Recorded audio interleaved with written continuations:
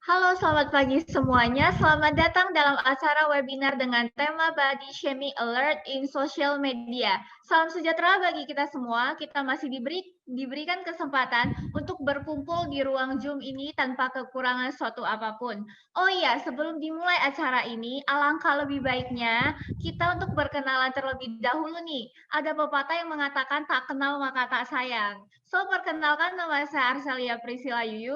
Nah, boleh dong saya minta teman-teman untuk tetap nyalain kameranya ya, agar saya tahu kalau teman-teman akan ikutin webinar ini dari awal sampai selesai. Tanpa basa-basi lagi, langsung aja yuk kita mulai webinar kita. Tetapi sebelum dimulai, saya tidak sendirian nih, karena ada moderator yang akan memandu webinar ini, yaitu Kak Gracia Maitreya. Selain itu, telah hadir juga bersama kita para narasumber di sini, yaitu ada Kak Cindy selaku psikologi sosial, Kak Prilly sebagai influencer, dan Pak Theophilus selaku Menkominfo. Saya ucapkan selamat pagi dan selamat datang di webinar kali ini. Tanpa berlama-lama lagi, langsung aja yuk kita mulai acara webinar pagi ini yang akan dipandu oleh Kak Gracia. Hai Kak Gracia. Hai juga Kak Arcelia. Baik, terima kasih ya atas pembukaannya yang membuat kita semangat nih pada pagi hari ini untuk memulai webinar. Oke, saya ingin menyapa dulu nih. Selamat pagi teman-teman semua. Perkenalkan lagi, nama saya Gracia Maitreya selaku moderator yang akan memandu webinar kita pada pagi hari ini. Nah, seperti yang sudah host katakan sebelumnya nih, hari ini kita akan membahas mengenai body shaming khususnya yang terjadi di media sosial. Tidak lupa juga akan ada beberapa narasumber yang telah hadir untuk membagi pengetahuan serta pengalaman mereka seputar topik ini. Saya akan menyapa mereka terlebih dahulu ya, biar semakin akrab nih. Yang pertama ada psikolog kita. Halo, selamat pagi Kak Cindy. Halo, selamat pagi juga.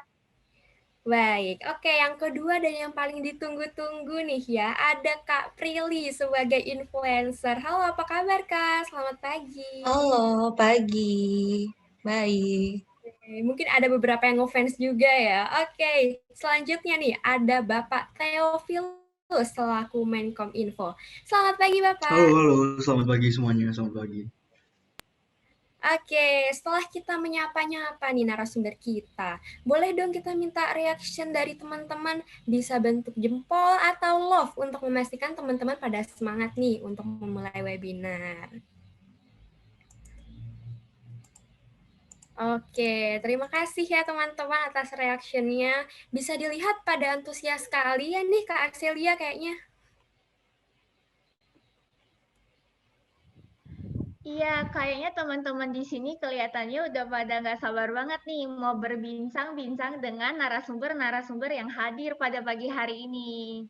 Benar banget nih Kak. Baik, sebelum kita mulai nih, teman-teman pada tahu tidak sih bahwa ternyata body shaming ini masih ramai loh dilakukan, termasuk di media sosial. Bahkan kasus body shaming yang dilaporkan Indonesia adalah 966 kasus nih pada tahun 2018, dengan presentasi 94% remaja putri yang pernah mengalami body shaming dan juga 64% remaja putra pernah mengalami body shaming. Jadi body shaming ini memang seringkali disepelekan ya teman-teman, tetapi ternyata juga memiliki dampak yang berbahaya bagi mental korban. Nah, pada webinar kali ini kita akan membahas mengenai beberapa poin ke narasumber yang telah hadir. Seperti apa sih itu definisi dari body shaming, bagaimana ciri-cirinya, apa dampaknya bagi korban. Lalu juga kita akan membahas mengenai body shaming di sosial media. Nanti juga akan ada sharing pengalaman nih dari korban dan juga Kaprilly, serta cara menghadapi body shaming, mengenal kasus, dan juga hukum nih yang mengatur tentang body shaming di Indonesia. Di akhir juga akan ada sesi Q&A nih bagi teman-teman yang ingin memberikan pertanyaan ke narasumber. Tapi saya penasaran, kira-kira di sini teman-teman ada tidak sih yang pernah menjadi korban body shaming? Atau mungkin dari orang-orang terdekat kalian? Boleh ya dikasih reaksi jempolnya jika ada.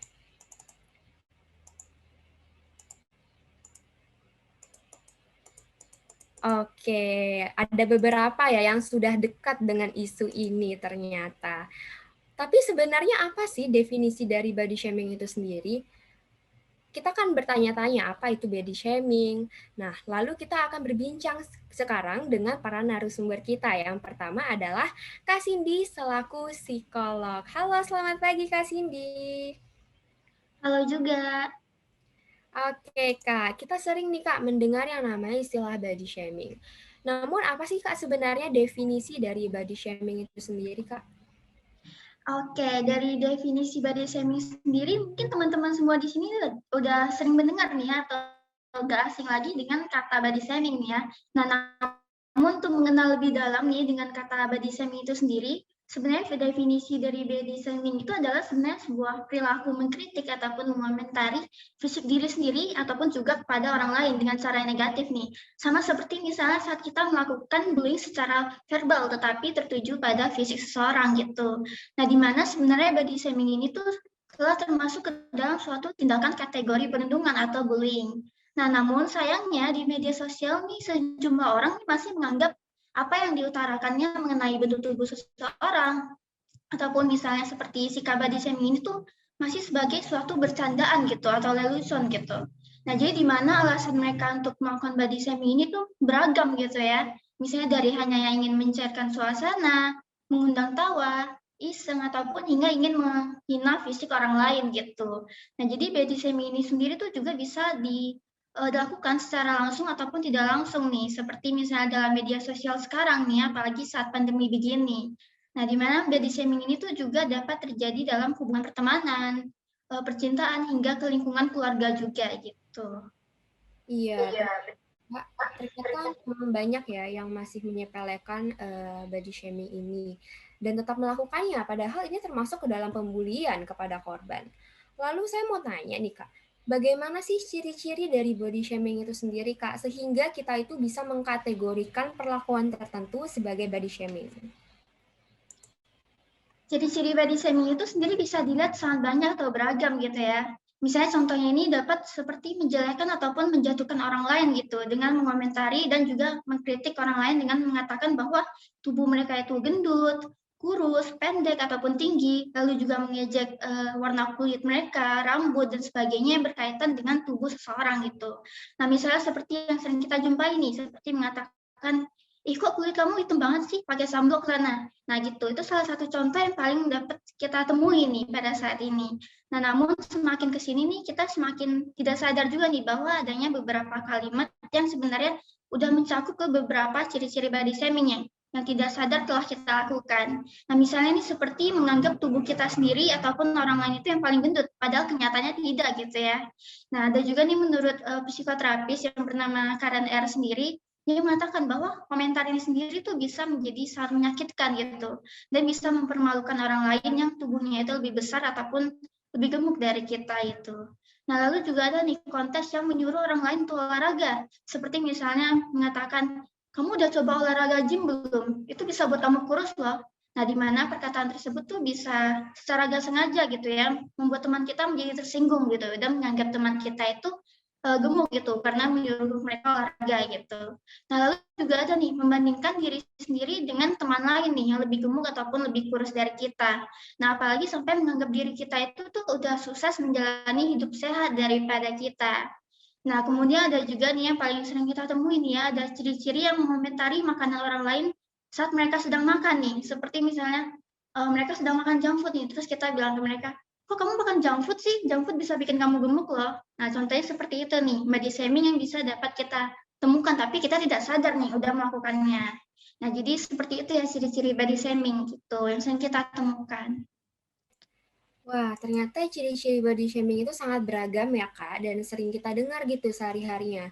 Seperti misalnya mengejek teman atau bentuk tubuh orang, ataupun warna kulit seseorang. Tentunya ini akan berbahaya ya, Kak. Tetapi kira-kira bagaimana ya, Kak, dampak dari body shaming itu sendiri bagi korban? Tindakan body shaming itu pastinya berdampak buruk ya pada korbannya itu sendiri, terutama pada kesehatan mental psikologisnya tersebut ya.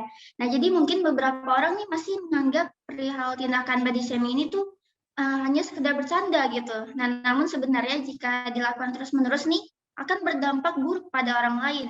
Nah, misalnya nih dapat mengurangi rasa percaya dirinya nih, terus dapat menyakiti harga diri seseorang, dan juga dapat berpengaruh pada penerimaan diri seseorang. Nah, di mana korban itu dapat merasa minder, tertutup, merasa terkecilkan, hingga ke depresi.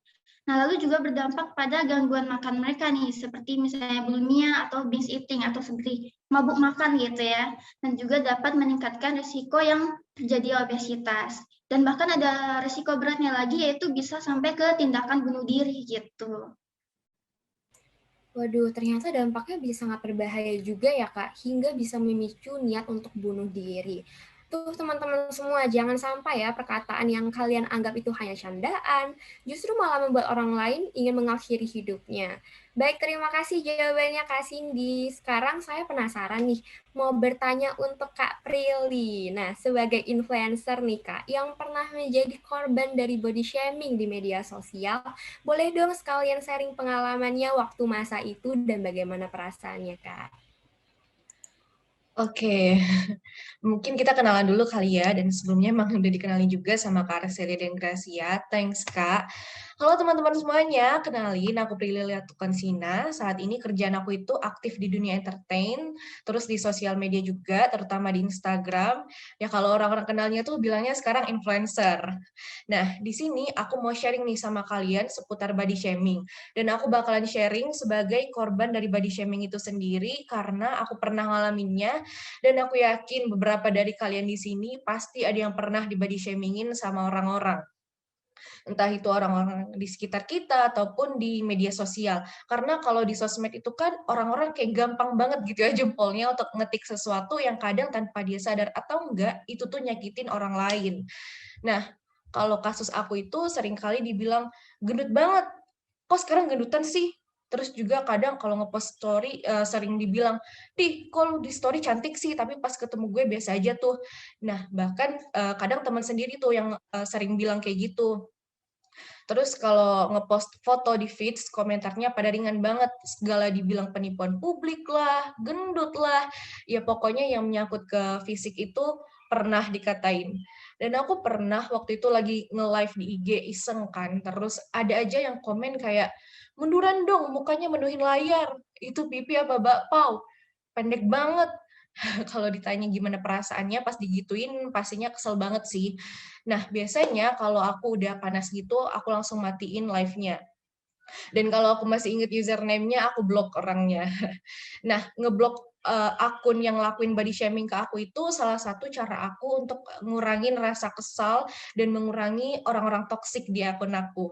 Dan pernah aku ladenin mereka ketika mereka nge-reply story aku ladenin, aku bilang kayak, "Kamu jangan gitu dong, aku juga manusia kayak kamu.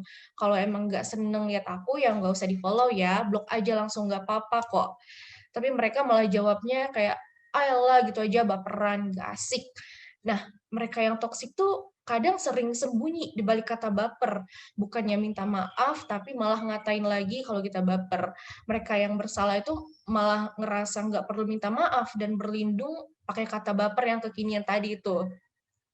Nah, orang-orang kayak gini juga nunjukin ciri hilangnya empati terhadap satu sama lain. Kalau misalnya mereka sekiranya emang mau ngekritik apa yang ada di diri kita, mungkin kritikannya akan diterima kalau pakai bahasa yang benar dan sopan, yang nggak bikin nyelekit di hati. Itu sih pengalaman yang terjadi sama aku dan bisa aku sharing. Untuk yang suka nge-body shaming nih, mending cari topik pembahasan lain yang sekiranya bermanfaat. Kayak kita bisa tanya tentang kegiatan lawan bicara kita, project apa yang lagi dikerjain, ya yang positive vibes aja lah. Dan untuk teman-teman di sini yang sekiranya pernah ada pengalaman yang sama kayak aku, pesan dari aku mending orang-orang yang nge-body shaming itu nggak usah ditanggepin dan nggak usah dipikirin. Karena ini udah 2021, saatnya kita cari orang-orang baik yang mau nerima, mau temenan sama kita apa adanya. Itu sih. Wah, ternyata yang selama ini teman-teman kita pikirin bahwa Kak Prilly nih sebagai influencer yang fisiknya udah rupawan, udah cakep gitu ya, ternyata bisa mendapatkan perlakuan body shaming juga ya dari netizen, dan bahkan tadi ada juga dari teman sendiri yang melakukannya. Tapi memang sih biasanya body shaming ini memang sering dilakukan oleh teman-teman terdekat kita, dan mereka tuh melakukan tanpa sadar dan hanya sebagai candaan aja. Padahal itu menyakitkan gitu ya. Nah, mungkin teman-teman di sini ada yang udah ikutan kesel nih ya mendengarkan pengalaman dari Kak Prilly tadi. Kalau dari Kak Arcelia sendiri gimana nih? Apa ikut kesel juga atau ada yang mau ditanya dan masih penasaran? Mumpung orangnya masih di sini nih, Kak. Ya nih, aku dengarnya juga ikutan kesel banget ya. Netizen tuh selalu mengkategorikan yang cantik tuh ya harus tinggi, putih, dan langsing. Nah, kalau begitu aku mau nanya dong Kak Prilly, kira-kira bagaimana cara Kak Prilly menghadapi body shaming itu? Nah, itu balik lagi ke individu masing-masing ya untuk nanggepin kritikan atau komentar kayak gitu karena setiap orang-orang beda tuh cara mereka nanggepin body shaming. Ada yang mungkin bodo amat, ada yang sampai kepikiran banget atau overthinking, dan yang bahaya itu kalau kepikirannya udah nyerang mental. Nah, kalau aku pribadi, itu dulu orang-orang yang nge-body shaming aku, itu aku tanggepin, kayak tadi aku bilang, block atau unfollow aja kalau emang gak suka, tapi kalau sekarang aku lebih ke bodo amat deh ya. Kalau ntar aku jadi langsing, awas aja dia muncul di Instagram aku. Nggak ada yang canda. Selain aku yang nggak lagi naruh attention ke orang-orang itu, biasanya aku kalau nemu komentar kayak gitu, aku langsung blok sih. Karena menurut aku sekarang body shaming itu jadi basa-basi yang nggak perlu, alias buang-buang waktu sama tenaga kalau dilihat gitu. Setuju sih, Kak. Pasti banyak ya orang yang suka komentar ke kita, terutama fisik kita nih. Jadi kita sebaiknya tidak perlu terlalu peduli ya sama mereka mengenai komen-komen yang kayak gitu. Mending kita ke komen yang positif aja yang bisa membangun ya kan, Kak. Oke, terima kasih Kak Prilly atas insight dan juga tips nih dalam menghadapi body shaming. Nah, dari cerita tadi nih saya penasaran dari segi hukum sendiri. Kira-kira ada tidak sih data mengenai kasus body shaming di Indonesia? Kita bisa langsung tanya nih kepada Pak Vanuel selaku Menkom Info. Bagaimana nih Pak Vanuel? Halo, tentunya ada melalui data yang dikumpulkan dari Polri, terdapat 94% wanita dan 64% pria Indonesia pernah mengalami body shaming. Bahkan di 2018 terdapat 966 kasus yang dilaporkan. Nah, ini baru yang dilaporkan ya, jadi pasti masih banyak yang kasus yang belum dilaporkan. Nah, oleh karena itu saya menghimbau untuk para masyarakat yang sedang mengalami atau pernah mengalami untuk jangan takut melapor. Karena hal ini sangat meresahkan dan juga perlu adanya tindakan. Melalui laporan tersebut, kami sebagai pihak dari pemerintah dapat bertindak untuk menolong dan menindak para pelaku melalui hukum yang ada. Kayak gitu. Wah, ternyata memang masih banyak ya yang tidak melaporkan kasus ini, Pak. Padahal ini cukup berdampak berbahaya ya bagi korban dan pelaku pun mungkin akan terus melakukan body shaming jika tidak ditindaklanjuti. Lalu bagaimana sih Pak kebijakan hukum yang menjerat pelaku body shaming ini, Pak? Mengingat ini juga termasuk kasus kriminal nih yang banyak terjadi khususnya di media sosial. Nah, untuk kebijakan hukumnya, tentunya Indonesia pastinya memiliki hukum yang melindungi hak tersebut. Apalagi tugas saya sebagai Menteri Menkominfo ini menetapkan dan melakukan pengawasan terhadap kebijakan di bidang komunikasi yang dibantu juga oleh Polri melalui data-data yang terkumpul. Nah, tentunya kita sebagai pihak pemerintah harus berhati-hati dan bersikap netral dalam menangani kasus tersebut. Oleh karena itu, untuk kebijakan hukumnya ada 2 jalur. Untuk kasus di sosial media, orang-orang yang mentransmisikan narasi kayak hinaan, ejekan, untuk kepada bentuk wajah, warna kulit, menggunakan media sosial itu bisa dikategorikan masuk ke UU ITE pasal 45 ayat 1 dan juga UU ITE pasal 27 ayat 3 dan dapat diancam hingga pidana 6 tahun. Yang kedua, apabila mereka melakukan body shaming terhadap orang secara verbal, dapat dikenai pasal 310 KUHP dengan ancaman hukuman hingga 9 bulan. Seperti itu, Gracia. Oke, ternyata memang sudah ada ya undang-undang yang menjerat pelaku body shaming ini. Tuh teman-teman semua sekarang udah pada tahu kan, jadi kita tuh harus semakin waspada dan bijak ya dalam menggunakan media sosial. Jangan sampai ketikan jari kita itu membuat malah kita sendiri yang masuk ke jeruji besi. Baik, terima kasih kepada semua narasumber yang telah memberikan ilmu serta pengalaman yang membuat kita akhirnya lebih berwaspada ya dalam menggunakan media sosial. Oke, dari Kak Arcelia, bagaimana nih Kak setelah mendengarkan sharing dari para narasumber kita pada pagi hari ini?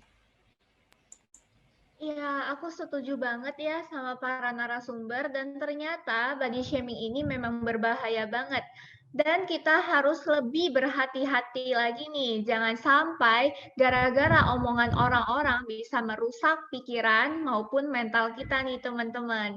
Nah, mungkin teman-teman di sini ada yang mau bertanya kepada narasumber, silakan mengajukan pertanyaannya di kolom chat Zoom ya.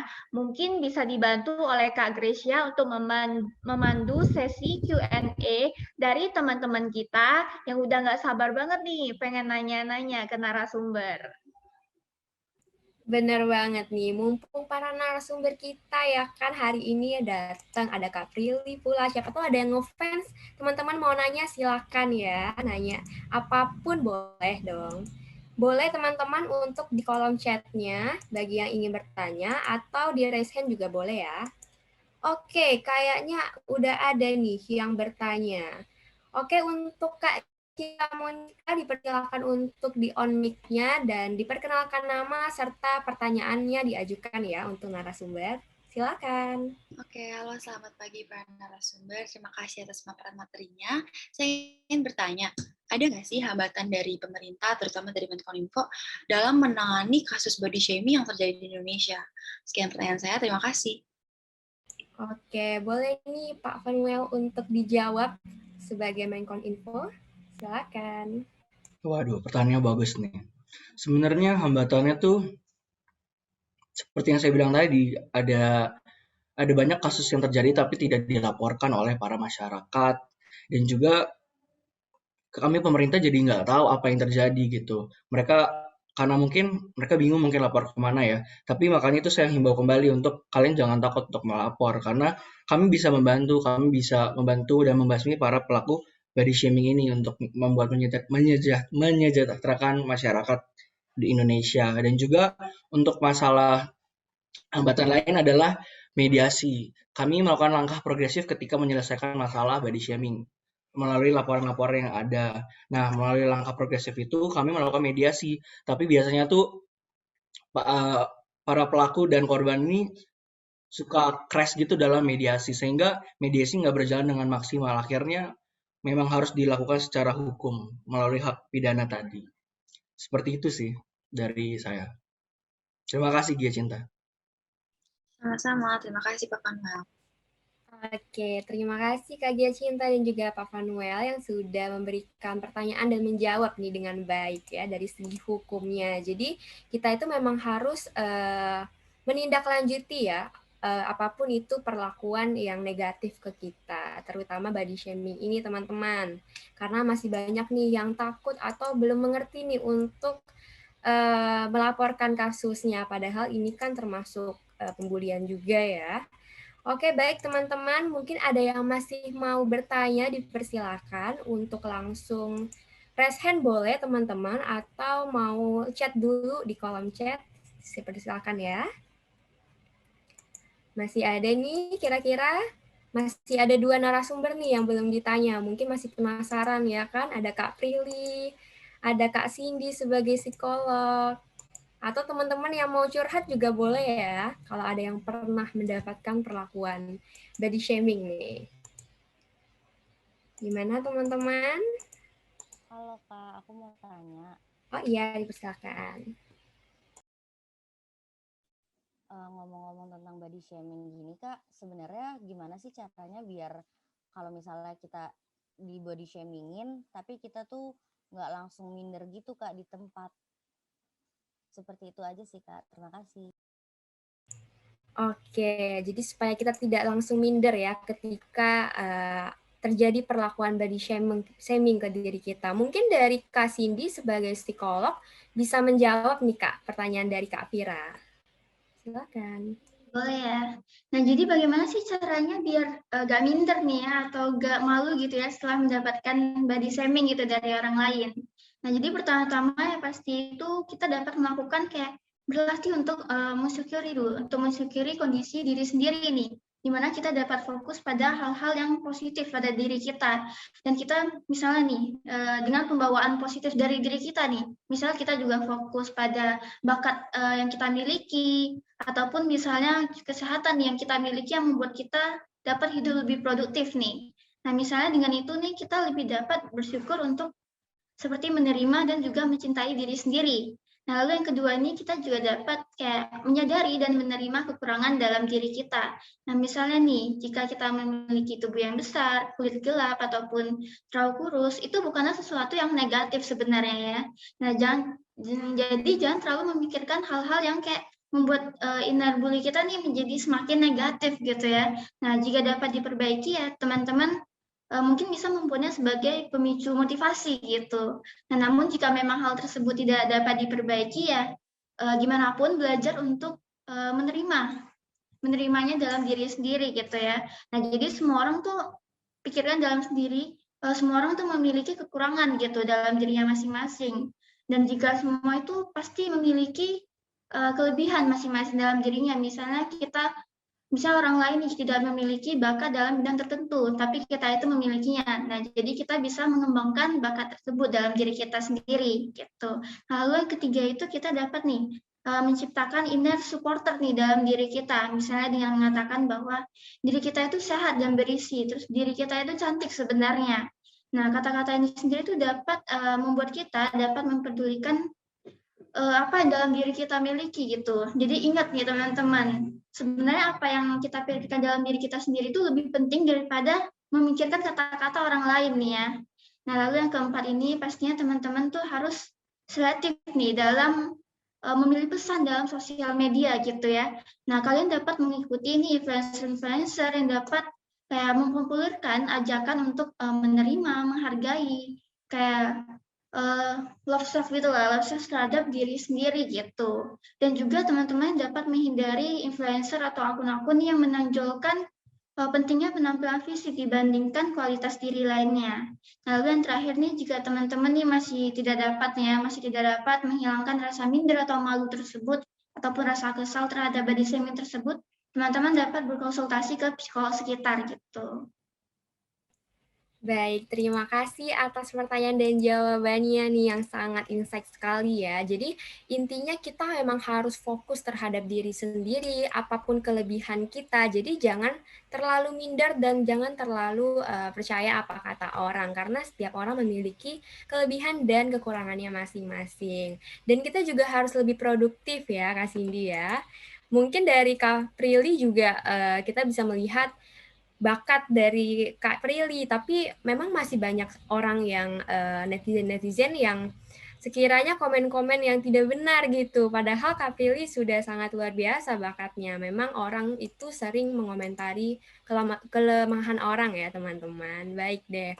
Mungkin dari teman-teman yang lain ada yang masih mau memberikan pertanyaan tidak nih? Dipersilahkan ya teman-teman untuk bisa memberikan pertanyaan lewat kolom chat atau bisa raise hand atau silakan untuk on mic aja langsung.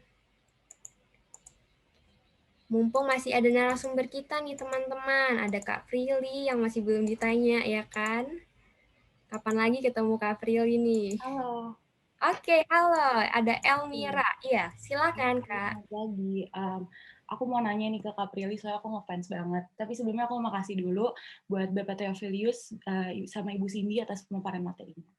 Kak Prilly, aku mau nanya dong, kan banyak banget nih influencer lain di luar sana yang kena body shaming juga, dan mereka decide buat ngambil tindakan hukum. Kalau Kak Prilly sendiri ada nggak sih kepikiran buat ngambil tindakan hukum atas body shaming yang Kakak terima? Terima kasih. Oke, terima kasih Kak Elmira. Mungkin boleh dijawab nih Kak Prilly dari fansnya nih. Gimana nih Kak? Oke, thank you Elmira atas pertanyaannya. Kalau ditanya pernah nggak sih kepikiran untuk ngambil jalur hukum atas body shaming yang pernah aku terima? Jawabannya pernah sih kepikiran buat ngambil tindakan itu, jalur hukum, biar mereka itu jera juga, sadar mereka bisa sadar kalau yang mereka lakuin itu nggak baik. Toh manusia juga nggak ada yang sempurna kan, jadi pernah sih kepikiran dan pengen juga dong ngelihat lapak IG kita adem ayem, gak ada hate comments kayak body shaming. Itu sih, jadi aku pernah mengambil tindakan hukum kayak gitu. Oke, jadi ternyata memang hampir pernah ya Kak Prilly untuk mengambil jalur hukum, tapi sekarang lebih kepada biasa aja lah, bodo amat lah ya, kepada netizen-netizen itu yang maha kuasa. Oke, terima kasih nih kepada Kak Mary yang udah menjawab juga. Semoga pertanyaan terjawab ya Kak Elmira. Lalu ada lagi yang mau bertanya, dipersilahkan ya. Halo. Halo Kak, dipersilakan Kak Grisela. Oke, aku mau nanya dong, kan lagi ngebahas tentang body shaming kan ya dari tadi. Nah, aku mau nanya, kalau misalkan kita mendapatkan sebuah body shaming dari orang terdekat kita nih, misalkan kayak keluarga atau bahkan dari orang tua kita gitu. Terus nggak mungkin dong, kalau aku pribadi nggak mungkin untuk ngelawan atau membantah hal tersebut gitu, karena nggak sopan gitu jatuhnya. Terus juga ada gak sih kayak cara kita biar kita ngerasa kayak oh ya udahlah itu angin lalu atau gimana gitu, ada gak sih tips and triknya gitu biar kita nggak dianggap baperan juga gitu, tapi sebenarnya di dalam hati pasti sakit hati juga gitu. Makasih. Oke, terima kasih Kak Grisela. Mungkin boleh dijawab nih Kak Cindy sebagai psikolog kan, gimana caranya kita menghadapi body shaming dari orang terdekat nih, misalnya keluarga. Tapi kita harus tetap mengutamakan kesopanan gitu kan, walaupun ada sakit hati juga. Boleh Kak Cindy dipersilakan. Nah, kalau dari orang terdekat sendiri, kalau misalnya mengutamakan kesopanan ya, mana mungkin kita langsung marah atau kesal ke mereka gitu ya secara langsung. Nah, jadi yang bisa kita lakukan ya mungkin ke diri sendiri dulu ya, curhat ke diri sendiri gitu. Misalnya seperti menciptakan inner supporter gitu ya, seperti tadi yang Dati katakan, menciptakan inner supporter untuk melawan inner bully yang kita dapatkan gitu. Misalnya dari keluarga terdekat aja gitu. Nah, misalnya nih mengatakan, misalnya kamu dibilang nih, kamu gendut loh gini. Nah, tapi kita bisa bilang ke diri kita sendiri nih, bahwa aku gak gendut kok, aku sebenarnya sehat dong, dan aku makannya cukup dan berisi gitu. Nah, dengan seperti itu tuh kita sih bisa dapat kayak lebih mengembangkan positif dalam diri kita gitu. Jadi tidak terlalu memikirkan kata-kata dari orang lain gitu. Nah, misalnya seperti kayak kita tuh gak usah terlalu memikirkan kata-kata dari orang lain gitu ya. Mungkin kita bisa lebih kayak mengembangin dengan kata-kata yang positif dalam diri kita. Misalnya kita nih, memang kita mungkin berisi gitu ya, tapi setidaknya kita itu hidup sehat gitu dari yang lain. Kita juga bisa mensyukuri nih apa yang kita udah hidup sekarang. Misalnya kalau misalnya kita berisi atau gemuk, berarti kita makannya itu udah cukup nih daripada orang lain yang mungkin di luar sana banyak yang kayak tidak bisa makan ataupun sulit makan begitu. Nah, ataupun teman-teman nih misalnya dari keluarga aja nih, misalnya belum bisa heal masalahnya itu sendiri, teman-teman bisa curhat ke misalnya psikolog terdekat ataupun mungkin ke teman-teman curhat gitu ya, teman-teman terdekat gitu untuk curhat masalah tersebut. Jadi bisa setidaknya untuk melontarkan masalah tersebut gitu. Oke, terima kasih Kak Cindy atas jawabannya. Jadi kita itu harus lebih positif thinking ya Kak dalam menghadapi body shaming, dan juga kita nggak apa-apa nggak berisi, yang penting kan sehat, hidupnya sehat gitu ya. Dan kita juga bisa untuk cerita nih ke teman-teman dekat kita, sharing-sharing, curhat ya kan. Oke, terima kasih. Baik teman-teman, mungkin satu pertanyaan lagi nih akan dibuka buat teman-teman berkesempatan untuk nanya-nanya nih ke para narasumber kita. Mungkin masih ada yang mau bertanya, dipersilakan ya.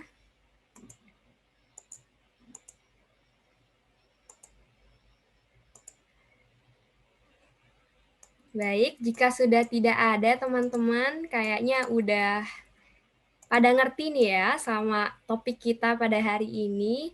Saya ingin mengucapkan terima kasih ya kepada seluruh narasumber dan juga teman-teman yang udah bertanya nih tadi di sesi Q&A. Oke, kalau boleh sebelum kita mengakhiri webinar nih, dan saya ingin menyimpulkan juga, ternyata body shaming ini masih kerap terjadi di lingkungan sekitar kita ya, khususnya di media sosial nih. Dan juga pelaku body shaming ini kerap menyepelekan, bahkan dijadikan sebagai bahan candaan, padahal hal ini dapat berdampak berbahaya bagi mental korban, sehingga dapat memicu depresi, bahkan tadi ada niatan untuk bunuh diri. Nah, sehingga dianjurkan juga jika ada yang mengalami perlakuan body shaming nih, teman-teman bisa melaporkan ke pihak berwajib. Karena sekarang telah ada undang-undang yang mengatur agar pelaku body shaming itu jera. Nah, kita dapat memetik pelajaran hari ini nih, teman-teman, untuk lebih aware, waspada, dan juga bijak, terutama menggunakan media sosial. Jangan sampai kita menjadi pelaku body shaming, dan kita juga harus menindaklanjuti ya jika mendapatkan perlakuan seperti itu. Sekian dari saya, teman-teman. Tidak terasa sudah sekitar 30 menit nih ya kita berbincang. Boleh Kak Arselia untuk diakhiri webinar kita? Oke, terima kasih Kak Gracia dan para narasumber-narasumber, yaitu ada Kak Cindy, Kak Prilly, dan Pak Vanuel yang telah memberi ilmu dan pengalaman mengenai body shaming, serta teman-teman yang sudah hadir di acara webinar kita. Sebelum kita berpisah nih, teman-teman, aku akan kasih tahu ke kalian ada salah satu quotes yang keren banget nih. All bodies are good bodies. Stop body shaming. Semoga teman-teman yang hadir di pagi hari ini bisa membuat teman-teman agar tidak perlu malu ataupun takut memiliki bentuk postur tubuh yang berbeda-beda. Saya selaku host pamit undur diri. Saya minta maaf jika ada perkataan saya yang salah atau tidak mengenakan bagi teman-teman di sini. Sampai ketemu di acara webinar selanjutnya. Terima kasih teman-teman dan sampai jumpa.